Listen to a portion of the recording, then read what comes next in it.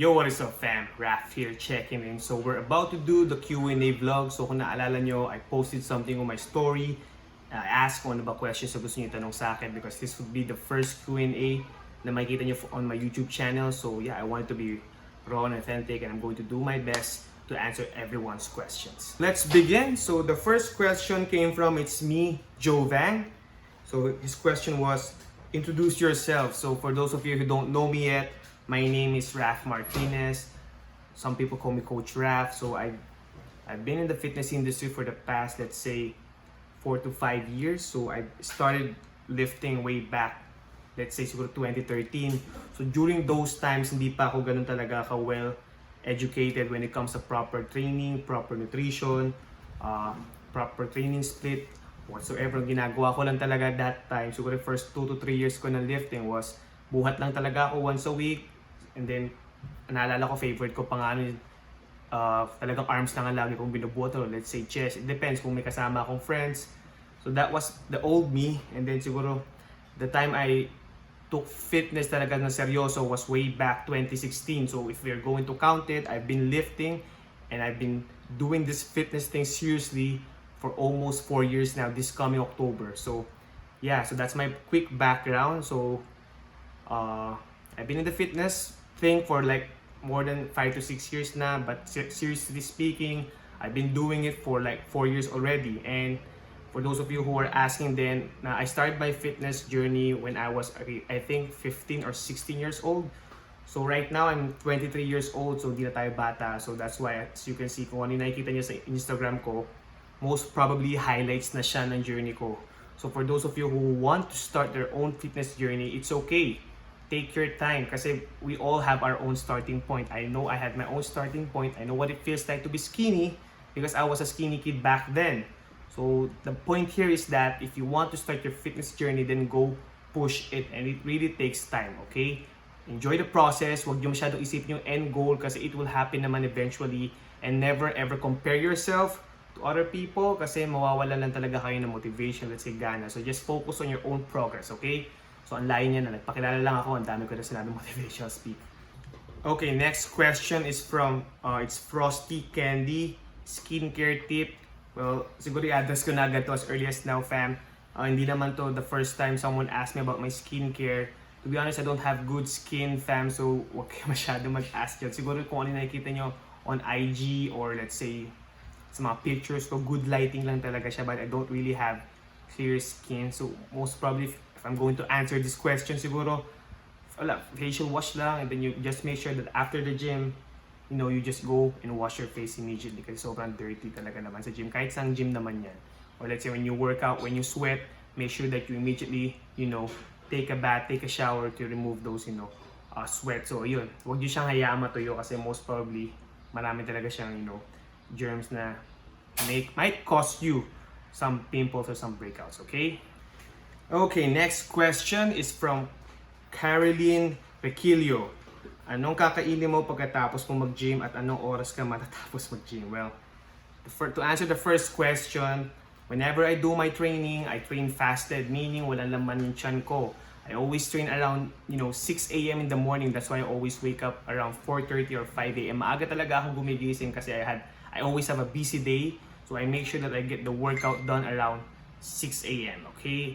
So after that, I still proceed with my fasting, and then siguro i-break yung fast ko around 12 p.m. or 1 p.m. So, yep, it's important to have your post-workout meal. But for me, if I want to, really maximize my calories, and at the same time, I want to really maintain that lean body, what I do most of the time is that talagang mag-fast ako until the end of 12 p.m. or 1 p.m. before I break it, okay? So again, I train around 6 a.m. and I break my fast around 1 p.m.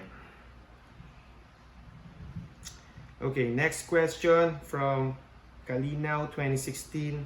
Home exercise that could somehow help build or gain muscle. So for me, fam, it depends on your level kasi sa fitness journey mo. For example, if you're a newbie, for sure, kahit home workout man yan, for example, kahit home bodyweight workout man yan, you'll still see visible gains in the long run kasi nga it's called newbie gains. So it depends sa level ng level ng muscle maturity mo, your experience, your stimulus mo sa gym, Kasi kung matagal ka na nagbubuhat talaga, like for example, me, most probably hindi na enough yung body weight lang para mag-cause ng superior muscle stimulus, muscle breakdown para mag-grow. So I really need heavy weights na talaga for me to really proceed sa pag-grow ng muscles ko. For example, if bago ka pa lang and then you wanna, tone down, burn a bit of calories and then build muscles, most probably mas okay pa rin yung home workout, especially right now with the pandemic going on.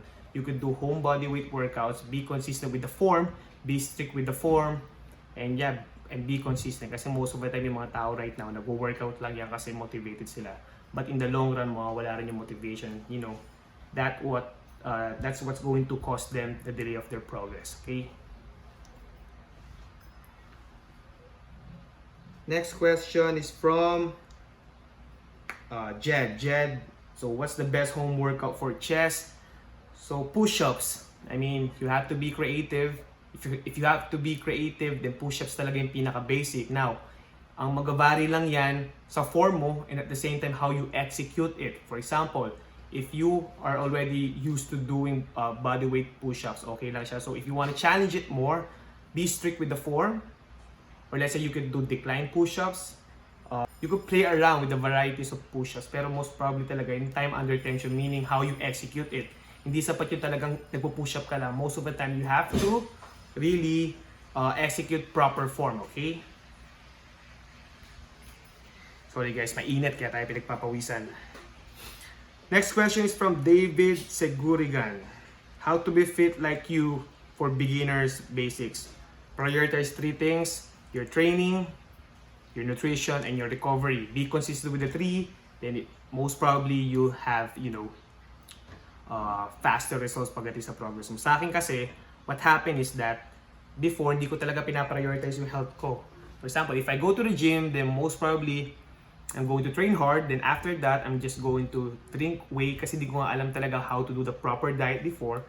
At after that, madalas pa ako nagpupuyat. So for me, that's not really helpful, okay? You have to make sure that you prioritize 3 things: your training, your diet, and your recovery. Next question is from Josh with a smile. Good name, fam. Where to start after 3 months of the gym? How fast to get back on track? For me, before I went back to training in the gym, like what I've said, I'm privileged enough to be able to work out at Body Shot Gym because I'm their athlete, so I have a private session on my own. So I didn't work out inside the gym for the past 2 months. So puro lang ako body weight training. So most probably nanibago ako, okay? So I've 135 pounds of bench press for me was supposed to be my warm up before, but now sobrang struggling ako, but eventually masanay din ako. So if you're going to ask me how to get back on track, just do it, fam. Huwag ka masyadong mag-isip, huwag masyadong i-overthink. Just do it, just execute. I don't care if nahihirapan ka sa weights. Lahat naman kasi nahihirapan sa weights. So what you have to do is to stay consistent until you slowly but surely, regain your momentum, okay? If you have the capability to work out in the gym, then go execute. Okay, hindi naman kasi talaga na mawawala agad yung gains natin, yung muscles natin. Hindi naman siya agad mawawala. As long as your nutrition is on point. For example, if you lose a bit of gains, it's okay. We have this thing called muscle memory. So you just give it more, stimulus when it comes to training. It eventually, mas mabilis siyang babalik. Tip lang sa mga fitness enthusiasts yan, mas madaling mag-recover ng muscles than to grow new ones. Okay? So huwag kayo matakot because of this pandemic, mawawala gains nyo. Next question is from Mark Vinson. So, any say about working out every day? I just don't feel like having rest days. Fam, ito yung sakit ko before, lalo nang bago ako sa gym. Sobrang addict ko sa gym. Like, I don't really mind if hindi ako mag-rest for like how many weeks, like tuloy-tuloy talaga. But the sad reality, fam, is that you don't grow inside the gym, you grow outside the gym. You break muscle tissues inside the gym. Para lumaki ka, you have to make sure na pinaprioritize mo yung nutrition mo and yung sleep. It sucks, pero kailangan talaga natin mag-rest days. Kasi if you don't rest your muscles, what will happen is that hindi siya mag-grow. If you keep on tearing your muscle fibers, you don't give it ample time to recover, then what will happen is that mas matatagalan lang yung delay mo, okay? The thing is that hindi porket lagi ka nag-workout, mas mabilis ka magkakaroon ng progress, okay? top 3 hierarchy, nutrition, training, recovery. If you don't prioritize each of those very well, mas mahihirapan ka talaga mag-grow ng new muscle tissues. Next question is from Michael. Why was it so difficult to maintain my abs? For you, fam, most sa'yo yan. But for me kasi, the reason why I'm not struggling to maintain my abs is that nakuha ko na kasi yung technique on how to have a sustainable lifestyle when it comes to, being lean talaga.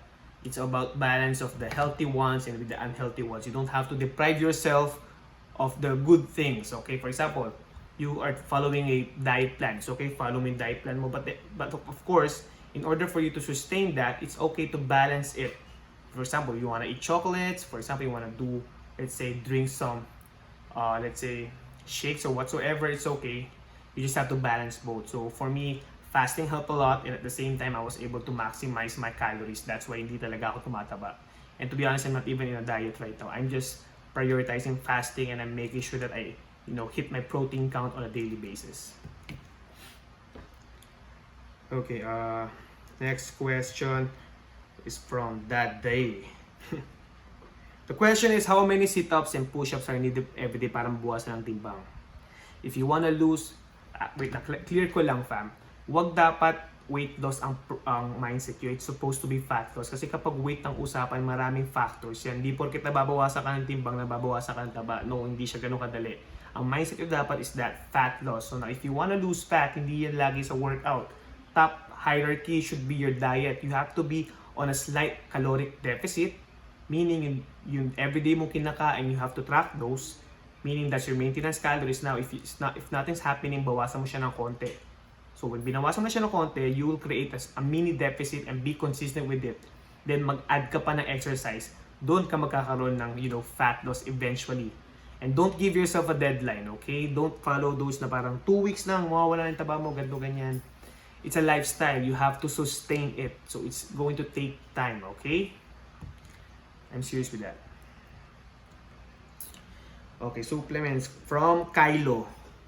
Okay lang ba mutant mask gamitin pag bago ka pa lang nag-workout, Lods? Idol yata yun.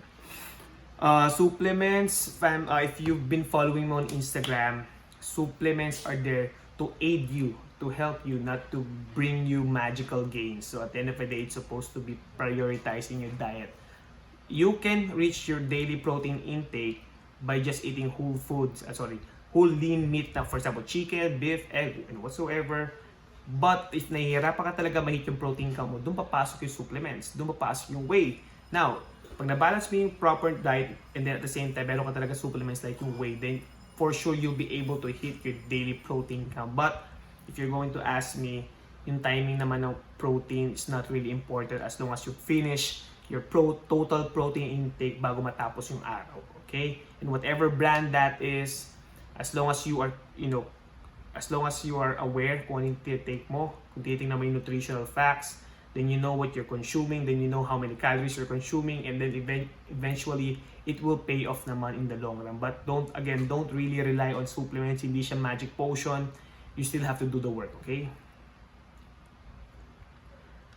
From John, what do you eat before lifting? Again, I already answered this. I don't eat anything. I train fasted. I just drink black coffee. Next question is from Kervin. How do you deal with food cravings? Like what I've said a while ago, I balance the healthy ones with the unhealthy ones. Okay, if I want to sustain this as a lifestyle, kailangan talaga balance siya. If I go all strict sa nutritious foods, then magiging boring siya at mahirapan talaga ako masustain.